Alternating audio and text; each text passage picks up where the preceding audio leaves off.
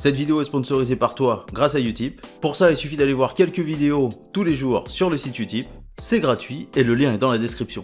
Salut les footeux et bienvenue pour ce qui est, je pense, ma première vidéo où je vais m'exprimer en tant que supporter lyonnais, puisque la vidéo où j'allais voir un match de Marseille, j'étais dans la peau d'un supporter, mais je ne m'exprimais pas sur ce que je pense là, actuellement, du club ou de l'entraîneur, du président, etc.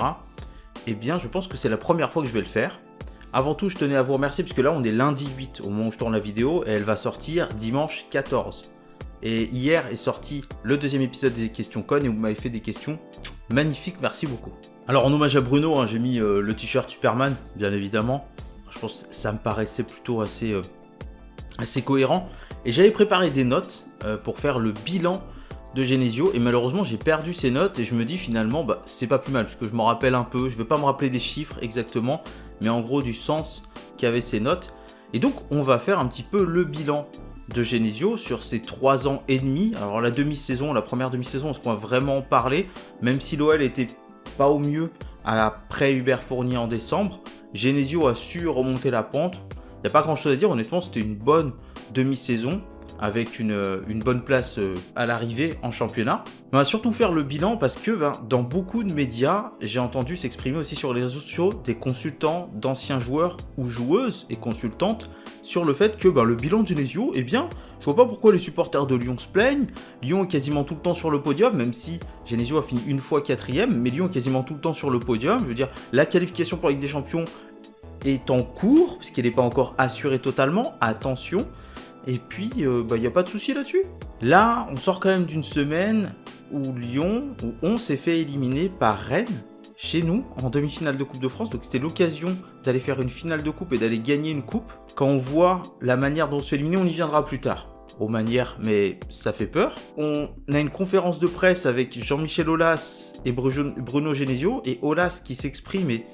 What the fuck? Il y a des choses, c'est what the fuck déjà. Bon...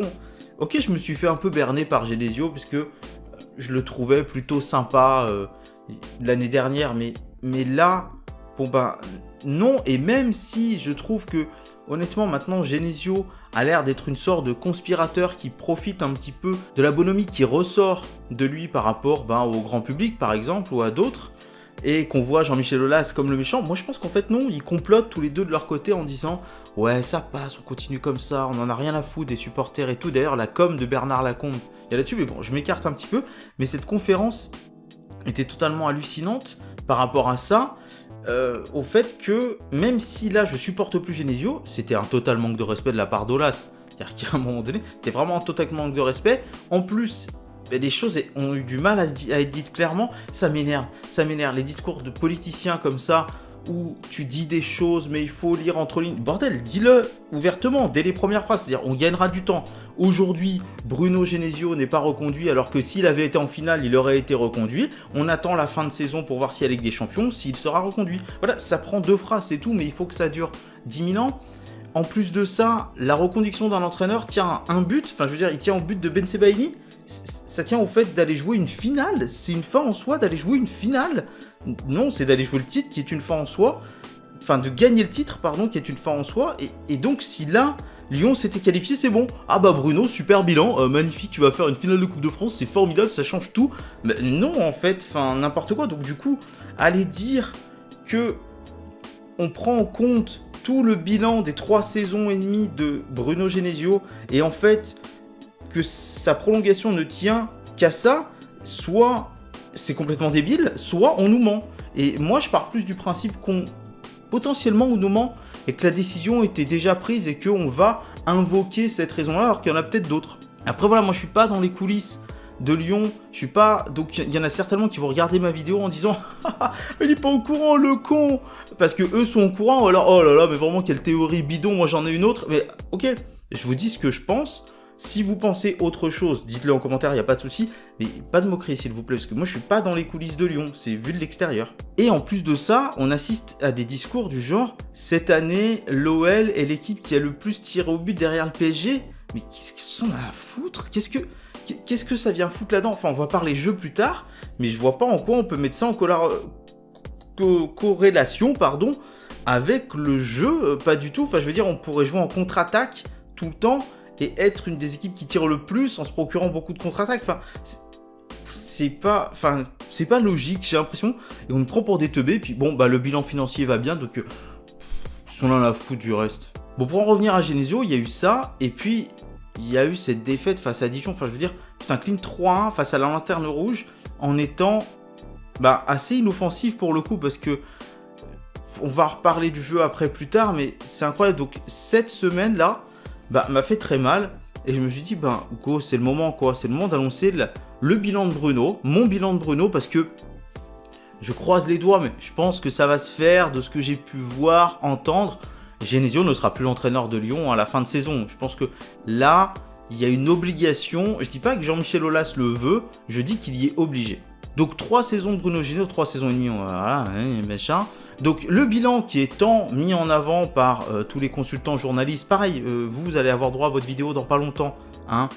Les trous de balles, anciens joueurs, entraîneurs, consultants de mon cul qui sortaient n'importe quoi pour buzzer, et puis les médias qui faites n'importe quoi au niveau des réalisations télé et des débats dans vos émissions. Pareil, on va sortir une vidéo, hein, parce que j'en ai ras le cul aussi de vous.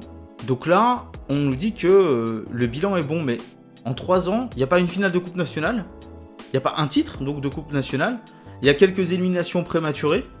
Alors oui, il y a un taux de victoire qui est plutôt intéressant dans les saisons, 50-60%, ouais, mais bon, on parle du 2-3e budget de Ligue 1, on parle de cette année du 2e meilleur effectif de Ligue 1, et surtout, je crois, il me semble dans mes souvenirs que Lyon, en ces 3 ans, n'a jamais fini à moins de 20 points du champion. Jamais à moins de 20 points du champion. Enfin, faut bien se rendre compte l'écart qu'il y a. C'est-à-dire qu'à un moment donné, l'équipe qui finit championne, et là on parle du PSG qui roule sur tout le monde, ok, tu l'ajoutes 2 fois dans l'année. Et cette saison, Lyon a perdu 5-0 à Paris, ok, mais a gagné à domicile. Donc ça veut dire que cette saison, Lyon a pris 3 points sur 6 possibles face au PSG. Qu'est-ce qui justifie que tu sois à 30 points du PSG? Puisque, mais t'as fait égalité dans les matchs à confrontation directe. Qu'est-ce qui justifie ça? Alors ok, Lille s'est tendu, Marseille ça peut être compliqué, Saint-Etienne aussi, mais qu'est-ce qui justifie ça? Qu'est-ce qui justifie le Dijon? Qu'est-ce qui justifie... Il y a eu plein de matchs comme ça, du Strasbourg, du Reims, du Nice, enfin qu'est-ce qui justifie tout ça? Faut arrêter de dire ça. Donc le bilan de Genesio dans la globalité, c'est sûr, Lyon fait podium chaque année, donc mais Lyon doit faire podium chaque année, je veux dire c'est pas une réussite en soi. Et il faut voir la manière avec laquelle Lyon fait podium. Et on est là chaque année. Oh là là, Lyon a fait son record de buts cette saison, machin. Mais on s'en branle en fait. Regardez le résultat au final. En Coupe d'Europe, ok, il y a une demi-finale de Ligue Europa, mais regardez comment elle se passe. C'est-à-dire que AS Rome, Beşiktaş, Ajax, Lyon n'a jamais joué plus de 45 minutes sur 180 face à ces équipes. Je veux dire, la qualification AS Rome et Beşiktaş, c'est un miracle. C'est un vrai miracle. Enfin, je veux dire, ça a été de plus en plus dur. C'est allé jusqu'au tir au but. C'est un vrai miracle. Et l'élimination, quand tu vois le match aller à l'Ajax, à Amsterdam, tu peux pas aller en finale dans ces conditions-là. C'est pas possible. Donc, ok, il y a eu de l'envie et tout, mais voilà, il y a eu que de l'envie. Et ça, on va reparler dans le fond de jeu. Et c'est tout. Et il y a quand même eu de la bonne chatounette. Et surtout, un grand gardien. Anthony, merci pour tout ce que tu représentes. Tu mérites mieux que Lyon, Anthony, mais reste s'il te plaît quand même, parce qu'on a un petit peu besoin de toi. Et puis, il y a l'année d'après, où la finale de Ligue Europa, elle est chez toi. Et non seulement t'y vas pas, parce que tu te fais éliminer en 8e de finale comme un caca, il faut le dire ce qu'il est, mais en plus de ça, c'est l'OM, c'est un rival qui va dans notre stade. Alors, ok, félicitations aux joueurs de l'Olympique de Marseille qui se sont qualifiés, qui sont allés jusque-là. Et désolé pour vous, puisque c'était l'arbre qui cachait la forêt, Rudy Garcia. J'en suis navré, puisque honnêtement, là, je parle de Genesio, mais je pense que côté marseillais, vous pouvez faire à peu près le même genre de constat sur Rudy Garcia. Il y a quelques différences, mais on est à peu près dans le même genre de constat. Donc, 2 Olympiques, hein. Pour une fois, honnêtement, on pourrait presque se tenir par l'épaule, on pourrait presque se consoler, hein, avec les Marseillais. Parce que vous vivez à peu près la même chose. Et là, la finale est née chez nous et c'est Marseille qui la joue. Bon, non, quoi. Enfin, au bout d'un moment, il y a des ambitions qui sont mises en place. Déjà, dès cet échec-là, ça aurait été terminé pour Bruno Genesio. Bon, maintenant, il faut parler du bilan des jeunes. Alors, honnêtement, quand j'entends dire que Genesio...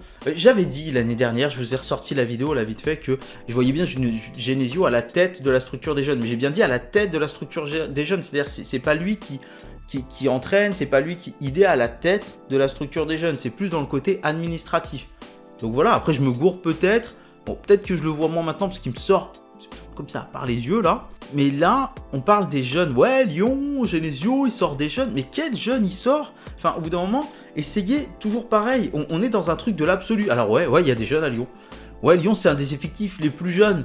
Donc forcément qu'il y a des jeunes à Lyon. Et puis Lyon, c'est un des meilleurs centres de formation d'Europe. Donc forcément qu'il y a des jeunes à Lyon. Mais là, en 3 ans, du centre de formation, personne n'est sorti à part Aouar. Et c'était une évidence. Enfin, je veux dire, quand j'entends dire, quand les supporters et quand des spécialistes du foot disent Caqueret, il faut qu'il joue, et que t'as des glandus qui sont là, Caqueret, c'est bon, il y a le temps, il a 19 ans, tu vois. Donc, il y a le temps de le faire jouer. Genesio, il a raison de pas le cramer. Mais qu'est-ce que tu racontes? Il y a plein de gamins. Là, à Rennes, il y a un gamin de 16 ans qui a débuté ce week-end, si je me trompe pas.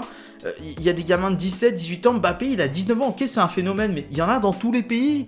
Prends Moiskin là actuellement avec la Juve, enfin, faut arrêter de dire des conneries. Rashford à Manchester, j'en oublie plein, il y en a plein. Sancho à Dortmund, mais faut arrêter de dire des conneries. Enfin, au bout d'un moment, voilà, et puis il faut recontextualiser surtout. Il y a un moment donné, faut faire ça, parce que on dit Genesio fait jouer une Ndombele. Genesio, regardez Touzard, il joue. Regardez Aouar, il joue. Regardez Traoré, qui a 23, je crois. Enfin bon, moi je montais jusqu'à 21-22 pour les jeunes, hein, espoir, vous voyez. Mais il joue, vous voyez. Moussa Dembélé, il joue. Vous voyez, plein de jeunes comme ça qui jouent. Mais oui, mais il n'y a personne en concurrence de toute façon, Bolos. Il n'y a personne, je veux dire, à un moment donné. Bon, Dembélé, il se partage la vedette un petit peu avec d'autres. Mais en attaquant de pointe pure, il n'y a que lui, là, actuellement, parce que, par exemple, Amine Gouiri était blessé, et les autres, ils sont trop jeunes, hein. Donc, il n'y a que lui. Tu me dis que Cornet joue, mais ouais, parce que c'est lui ou Bertrand Traoré, et quand tu vois encore le match de Traoré, ce qu'il a fait ce week-end, c'est dégueulasse, il n'y a rien à dire. Aouar, il joue avec Ndombele, bah oui, puisque les autres milieux de terrain, c'est Touzard et Pape Cheikh Diop, et de toute façon, Pape Cheikh Diop, il a quasiment pas joué cette saison, donc en fait, il n'y a pas de concurrence. Donc, en gros, Martin Terrier qui joue pratiquement pas, alors qu'à chaque fois qu'il joue, il est excellent. Enfin, et quand il a joué, c'est parce que, par exemple, Memphis Depay, ne donnait plus vraiment satisfaction. Donc, au bout d'un moment, faut arrêter. Je veux dire, Oumar Solet, on l'a pas vu cette saison. Les années d'avant, il y a eu Diakabi, mais c'est la même chose. Si tu regardes bien, il était 3e défenseur, donc forcément qu'il allait jouer un peu. Enfin, je veux dire, arrêtez vos conneries. Vous dites que Genesio met en avant des jeunes, mais non, en fait, c'est juste que de toute façon, les jeunes, ils ont leur place parce qu'il y a la place, c'est tout. Je dis pas qu'ils sont pas bons, attention, c'est pas ça que je dis, mais je dis, là où on a des jeunes à des postes, finalement, vous n'avez pas vraiment de concurrence, donc forcément, vous allez faire jouer les jeunes.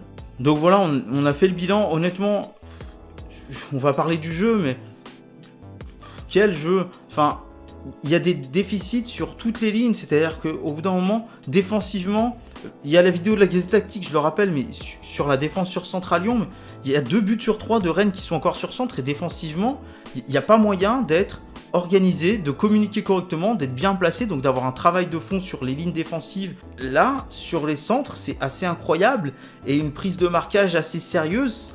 Enfin, qu'on travaille en zone, en individuel, il y a des choses à faire, à voir. Bon, après, niveau individuel, c'est sûr que bon, quand t'as Marcelo, c'est compliqué, c'est vrai que une saison, ça aurait passé. En fait, Marcelo, à la rigueur, tu vois, moi j'étais d'accord pour une saison. Bon, allez, pour pallier, parce que on va pas recruter de... Mais là, c'est fini, au bout d'un moment, faut y aller. Et quand je vois que Lyon va passer encore, et les Marseillais, je dédicace aussi, parce que vous allez passer à côté, de Moukoudi, il me semble qu'il a signé à Saint-Etienne, le défenseur du Havre, mais c'est pas possible, quoi, je veux dire. Ndika, là, c'est Moukoudi, enfin, des joueurs comme ça, tu passes à côté. Alors, je sais pas s'il y a des spécialistes d'Auxerre et de la Ligue 2, mais le petit Marcelin, il me semble pas dégueulasse côté Auxerre. Est-ce que vous pensez, alors l'an prochain je sais pas, mais dans les années à venir, que ça peut monter en Ligue 1 et notamment à Lyon? Moi je pense, de ce que j'ai vu, alors il n'a pas beaucoup joué, il joue 4-5 matchs je crois cette année avec Auxerre si je me trompe pas, mais de ce que j'ai vu c'était pas dégueulasse du tout, donc dites-moi s'il y a des spécialistes, dites-moi si je me trompe ou pas. Au niveau du système, ça a changé, ça a rechangé, ça a gna gna gna. Moi, ce qui me gênait, c'était quand il y avait que les deux milieux, là, avec les 4 devant, bah, les deux milieux, le double pivot Aouar, Ndombele, ça marchait pas pour moi, puisque, enfin, je veux dire, Ndombele se projette via le dribble, Aouar se projette un peu en dribble, mais beaucoup plus pour la passe et l'organisation. Alors, même si on me dit qu'Aouar, c'est pas un 10 et tout, moi, je pense que Oussem, il serait idéal dans un milieu à 3. Vous savez, comme il y avait au Barça, avec Iniesta, Xavi et Busquets. Alors, je dis pas que c'est le même niveau, attention, non.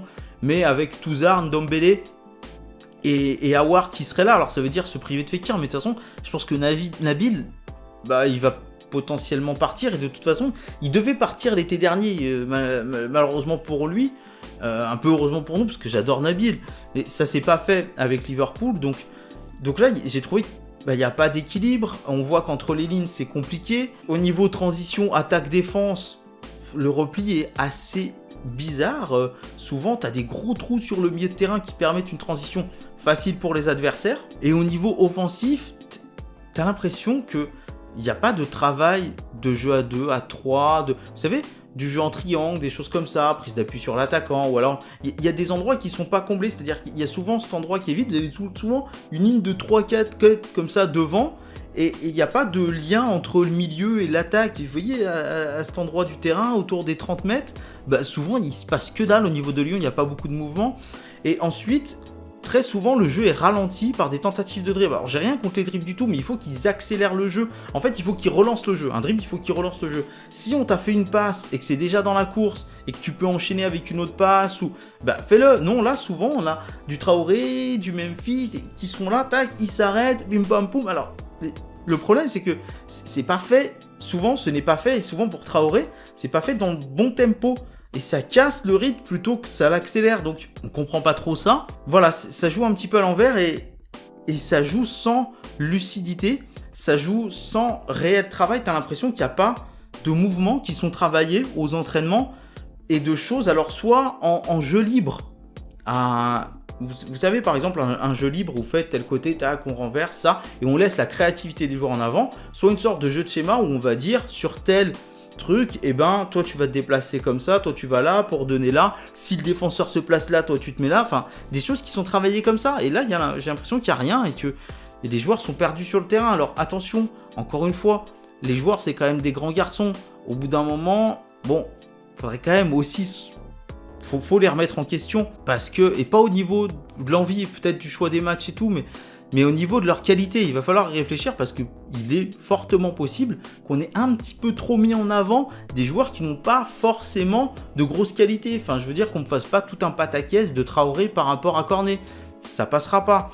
Qu'on ne me fasse pas tout un pataquès de Memphis par rapport à Martin Terrier. Ça ne passera pas. Ou normalement, vous êtes bien gentil avec par exemple un Memphis qui serait beau à voir, un Memphis qui est bon en équipe nationale. Mais là, sur cette saison, Martin Terrier, de ce que j'ai vu, a apporté quand même pas mal, et au bout d'un moment, il faut remettre en situation. C'est-à-dire que c'est pas parce que vous allez me dire « Ouais, mais il y a le talent ». Ouais, mais le talent, on s'en bat les steaks. Enfin, je veux dire, le talent, c'est le début de quelque chose. Ensuite, s'ensuit le travail, le mental, je veux dire, les qualités que tu acquiers au fur et à mesure et ta progression. Et là-dessus, pareil, un joueur comme Terrier, un joueur comme Dubois, enfin, je veux dire, c'est intéressant. Un joueur comme Aouar, c'est ultra intéressant là-dessus, s'il était bien utilisé, tu vois. Bon, je pense qu'il n'est pas très bien utilisé, mais ce serait hyper intéressant là-dessus. Et je vais prendre Jason Denayer, qui, pour moi, donne satisfaction, ainsi que Ferland Mendy.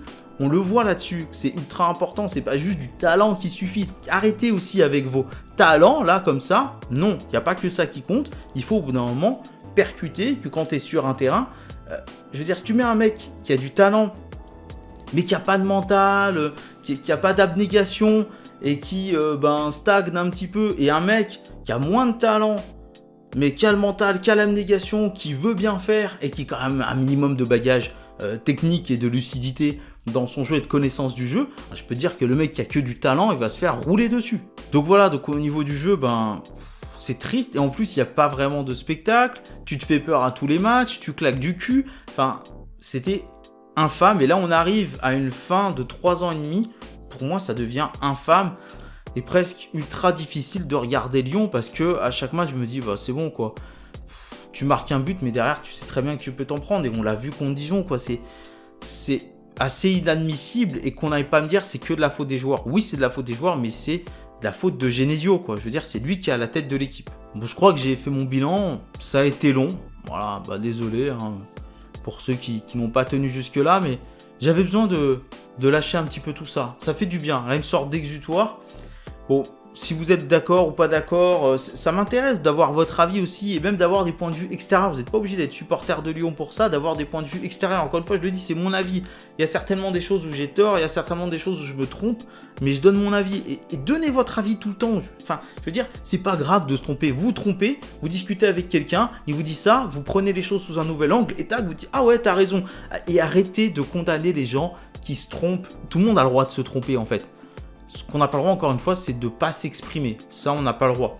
Donc du coup, voilà, j'ai fait mon bilan de Genesio. Dites-moi ce que vous en pensez dans les commentaires. N'hésitez pas à partager la vidéo. Hein, n'hésitez pas, allez-y, balancez ça sur les réseaux sociaux. Allez me soutenir sur Utip. Et puis à dire aux gens de s'abonner, à vous abonner. Qu'on soit de plus en plus nombreux et que mon foot à moi devienne notre foot à nous.